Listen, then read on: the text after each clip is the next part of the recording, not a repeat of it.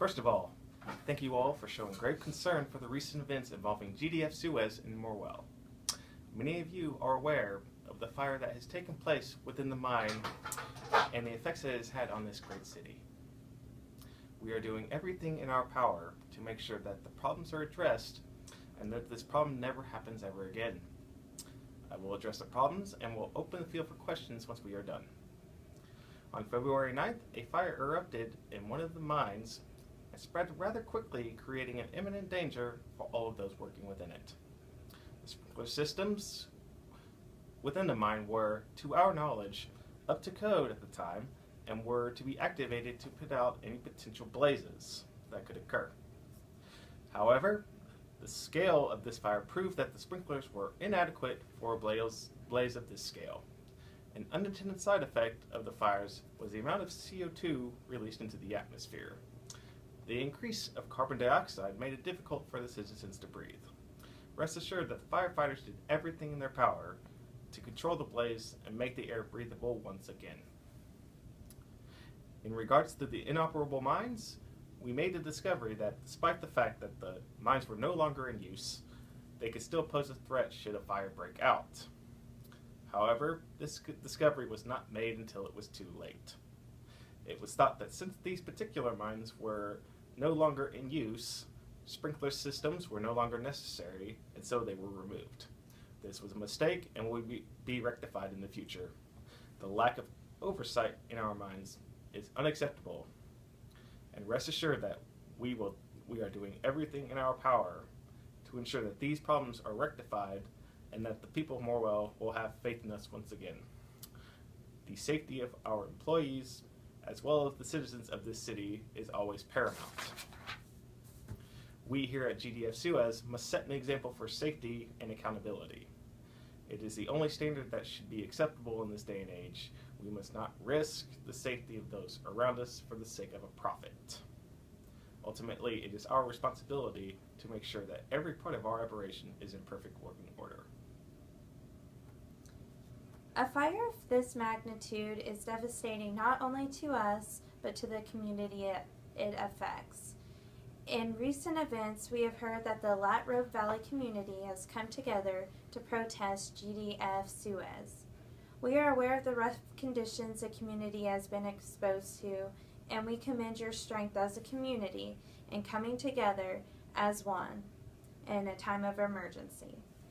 We understand that the community has felt unheard, and that is the last thing we want the Latrobe Valley to feel right now. We are supporting all efforts that are being made to determine the cause of the fire, and we hope to improve in all areas and aspects on our end. The Hazelwood mine is a key part of the state's electricity supply infrastructure, and in turn, our business is a major benefactor to the Latrobe Valley community. GDF Suez is determined to do everything in its power to make sure the mine continues to be a welcome entity within the Latrobe Valley community. At GDF Suez, health and safety at work and responsible stewardship of the environment are both key contributors to a sustainable development and therefore central to our core values. Our mandate is simple and clear: to limit any harm to people and the environment that might arise from our activities. In fact, we are committed not only to maintaining the natural world around us, but improving where we can for the benefit of our customers, our employees, and the community as a whole. To achieve our goals, a necessary balance between ecological, economic, and social requirements must be maintained. These continuing efforts are codified in the GDF Suez Health and Safety Charter and the GDF Suez Environmental Charter. Like all GDF Suez companies, we are determined to the preservation of the planet's natural heritage and its great ecosystems. The GDF Suez Environmental Charter stipulates that every company respects the law and regulation concerning the environment and public health. Moreover, the GDF Suez companies strive to go beyond the requirements of the law and regulations whenever technical and economic conditions enable them to do so. In this way, we seek to satisfy the needs of customers, the authorities, and the community. Taking the correct fire precautions is in the utmost importance to GDF Suez mines. We know that we are dealing with a very flammable resource, and it is an area of safety that we do not take lightly. The government mandates our safety codes, and we abide by them and strive to make our mines a safe environment to employees and surrounding communities.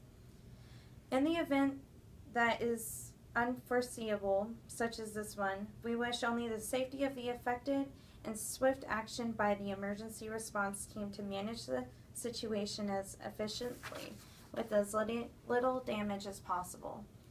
In respects to this case, we are relieved to hear no one was injured and the emergency responders work day in and day out to control the fire.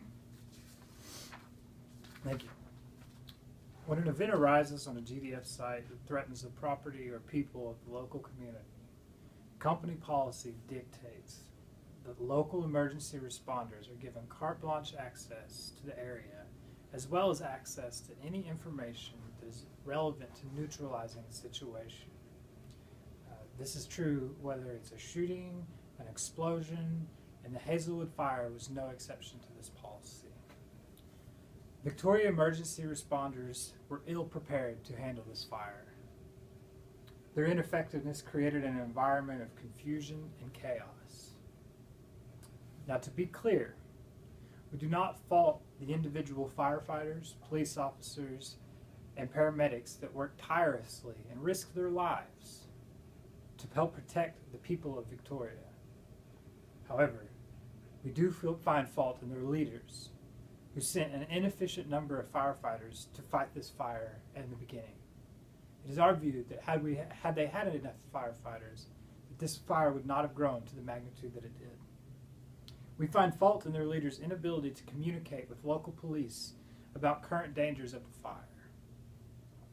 We find fault in their leaders continuing to cut funding that ultimately led to a lack of proper training regarding mine fires and wildland fires. Finally, we find fault in their leaders rushing to place blame instead of finding solutions to end this tragic event that decimated homes and livelihoods of hardworking Australians. It is the view of the board of GDF Suez that we can no longer continue to operate in an environment that is incapable of supporting the industry that employs its constituents. However, we do feel that closing the mine and thus ending the employment of so many men and women that have already been impacted by this fire is not fair.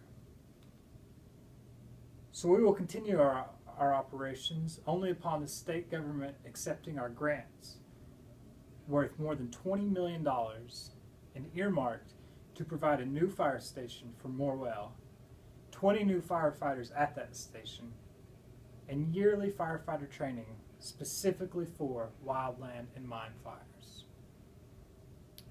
GDF Suez is willing to also pay $2 for every $1 that the state of Victoria pays in fixing property damage done by the fire.